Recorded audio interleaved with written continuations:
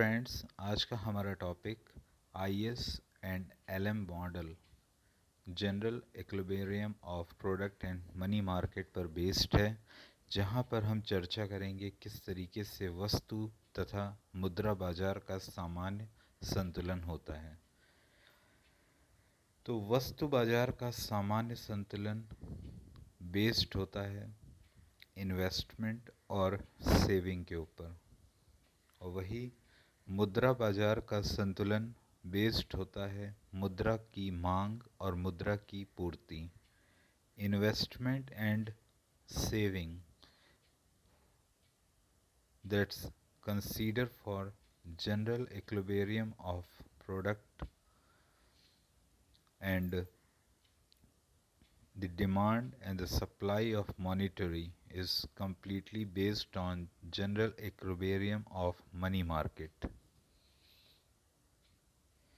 तो वस्तु बाजार का संतुलन, जहाँ पर वस्तुएं तथा सेवाओं के उत्पादन और उपभोग से संबंधित निवेश वस्तुओं और सेवाओं के उत्पादन का आधार होता है, और राष्ट्रीय आय का वह भाग जो उपभोग के पश्चात बचा लिया जाता है उसी का ही निवेश में उत्पादन के रूप में प्रयोग किया जाता है।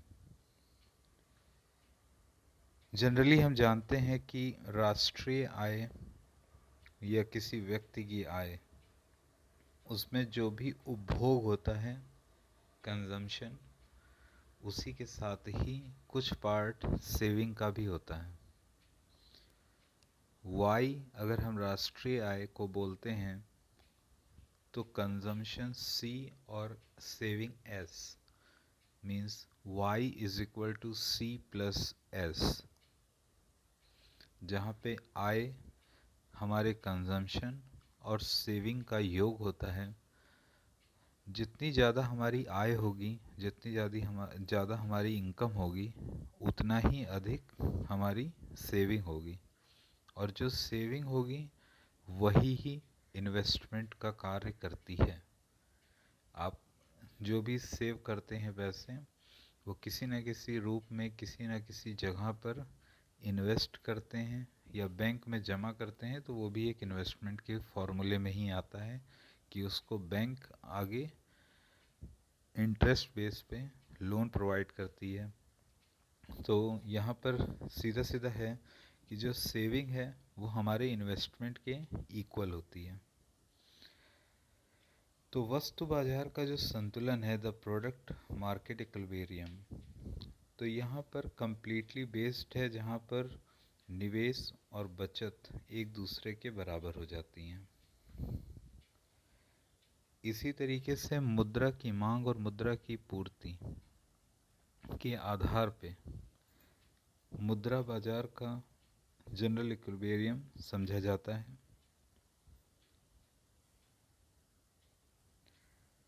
आईएस मॉडल के अंतर्गत निवेश, ब्याज दर, आय और बचत, इस पर हम चर्चा करते हैं।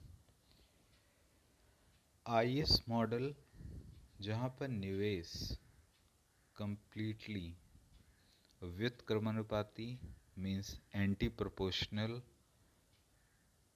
होता है इंटरेस्ट रेट के। अगर इंटरेस्ट रेट ऊपर ऊपर ऊपर बढ़ती जाएगी तो निवेश हमारा घटता चला जाएगा। ठीक है। अगला कि बचत और आय मीन्स सेविंग और इनकम का क्या कॉन्सेप्ट है, कि जिस तरीके से सेविंग बढ़ेगी वो बेस्ड है इनकम के बढ़ने पे। मतलब इनकम और सेविंग एक दूसरे के समानुपाती होते हैं। इनकम और सेविंग एक दूसरे के समानुपाती होते हैं, और निवेश और बचत दर, ब्याज दर एक दूसरे के व्युत्क्रमानुपाती होते हैं। समानुपाती होने की कंडीशन में जो फलन या हमारा फंक्शनिंग होती है वो धनात्मक होती है, और वही निवेश और ब्याज दर एक दूसरे के व्युत्क्रमानुपाती एंटी प्रोपोर्शनल हैं, तो ऐसी कंडीशन में जो फंक्शनिंग होगी वो ऋणात्मक होगी, मीन्स नेगेटिव फंक्शनिंग होगी। धनात्मक फंक्शनिंग अगर होती है तो ऐसी कंडीशन में हमारा ग्राफ नीचे बाएं से, मीन्स नीचे लेफ्ट से ऊपर दाईं ओर बढ़ता है अगर समानुपाती है तो, मीन्स प्रोपोर्शनल है तो, मीन्स इनकम और सेविंग, जैसे जैसे इनकम अप होती जाएगी सेविंग आपकी अप होती जाएगी, तो ऐसी कंडीशन में ये एक धनात्मक फंक्शनिंग होगी। धनात्मक फंक्शनिंग में जो हमारा ग्राफिंग होगी वो कम्प्लीटली बेस्ड होगी, जहाँ पर नीचे बाएं ओर से ऊपर की ओर दाएं साइड की ओर सीधी रेखा में ग्राफ वर्क करेगा। जब ब्याज दर और आय के अंतर्गत निवेश के बारे में हम बात करेंगे, तो जैसे जैसे ब्याज की दर बढ़ती है तो इनकम घटती जाती है, तो ऐसी कंडीशन में व्युत्क्रमानुपाती स्टेज आती है जहाँ पर बाएं ऊपर से नीचे दाएं ओर वर्क करेगा। जो फलन या वक्र बनेगा वो बाएं ऊपर से नीचे दाएं ओर जाएगा, जैसे कि डिमांड की लाइन होती है, डिमांड डीडी कर्व, उस तरीके से। ठीक है। ब्याज की दर अगर लगातार बढ़ती है तो ऐसी कंडीशन में क्या होगा, निवेश भी हमारा कम होता जाएगा, आय भी हमारी कम होती जाएगी। यह ही आईएस मॉडल में बताया गया है। ठीक है। अब हम चर्चा करेंगे एलएम कर्व के ऊपर। एलएम कर्व जहाँ पर द मनी मार्केट इक्विलिब्रियम की बात होगी, जहाँ की फंक्शनिंग हमारी ब्याज दर, मुद्रा की मांग और पूर्ति, आय और एलएम वक्र पर बेस्ड है कि किस तरीके से एलएम वक्र वो काम करता है। तो ब्याज की दर की बढ़ोतरी के साथ साथ उसका इनकम पर क्या इफ़ेक्ट है एलएम वक्र के अंतर्गत। तो सबसे पहले एल वाई का वक्र है, और जहाँ पर मुद्रा की मांग तो बढ़ेगी लेकिन साथ साथ मुद्रा की पूर्ति को स्थिर कर दिया जाएगा, तो ऐसी कंडीशन में इसका इफ़ेक्ट, ब्याज की दर का इफ़ेक्ट, कि जैसे जैसे ब्याज की दर बढ़ती है उसी के साथ साथ इनकम भी इंक्रीज़ होती है एलएम वक्र के अनुसार।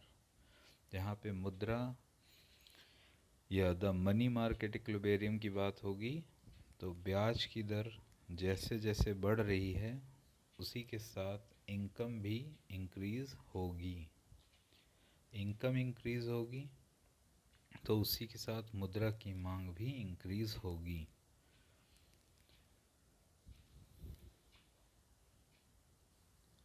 आईएस वक्र एक प्रकार का डिमांड या डीडी वक्र अगर आप बना लेते हैं तो लगभग उसी टाइप का होता है,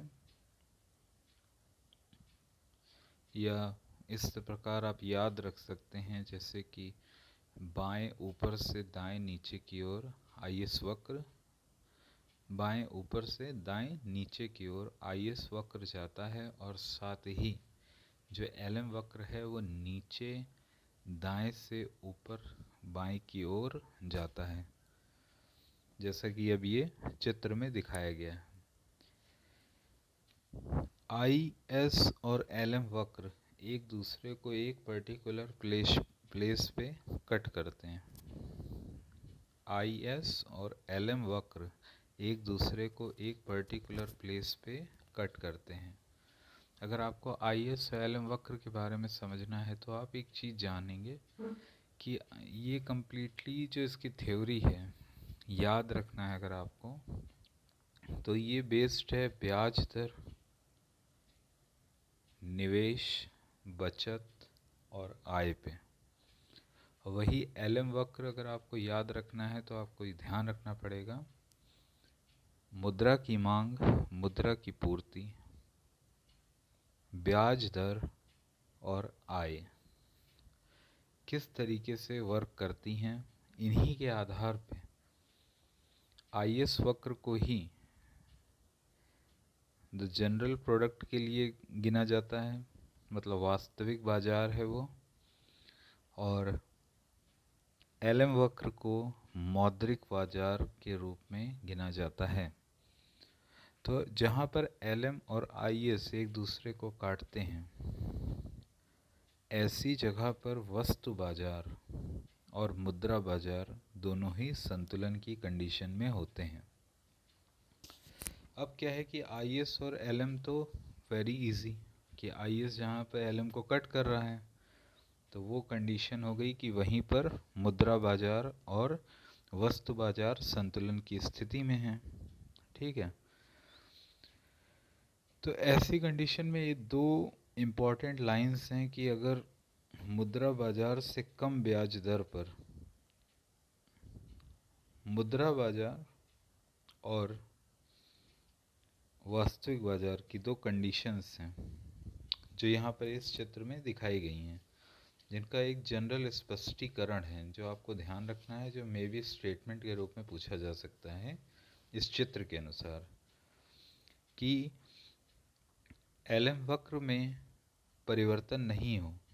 इस चित्र में आप देख सकते हैं कि अगर एल एम का वक्र में परिवर्तन नहीं किया जाए और आई एस वक्र को दाएं ओर खिसका दिया जाए, आई एस वक्र को दाईं ओर खिसका दिया जाए मीन्स कि आई एस से आई एस डैश कर दिया जाए और एल एम अपनी जगह स्टेबल रहे, तो ऐसी कंडीशन में आय के स्तर तथा ब्याज की दर दोनों में वृद्धि होती है।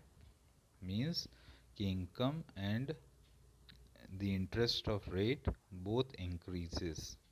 ठीक है, इसके विपरीत अगर आई एस वक्र को अपरिवर्तित कर दिया जाए और एल एम वक्र दाईं ओर खिसकता है तो ऐसी कंडीशन में आय तो बढ़ेगी, means income getting increase, but ब्याज की दर गिर जाएगी, ब्याज की दर गेटिंग लो। तो इस तरीके का कोई आई एस और एल एम से रिलेटेड अगर आपको कोई भी क्वेश्चन पूछना होगा या कमेंट कीजिएगा। धन्यवाद और सब्सक्राइब करिएगा।